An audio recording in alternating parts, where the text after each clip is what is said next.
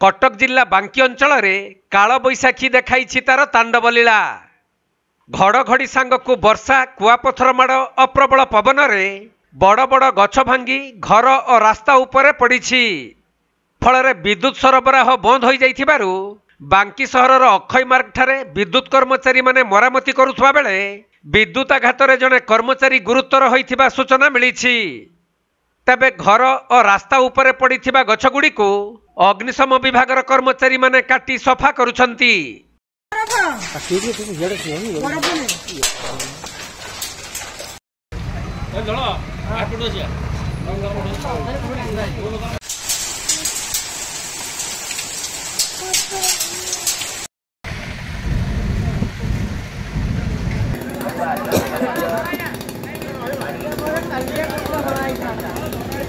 कटक जिला प्रतिनिधि Rajesh Kumar Sahu report, Konark live.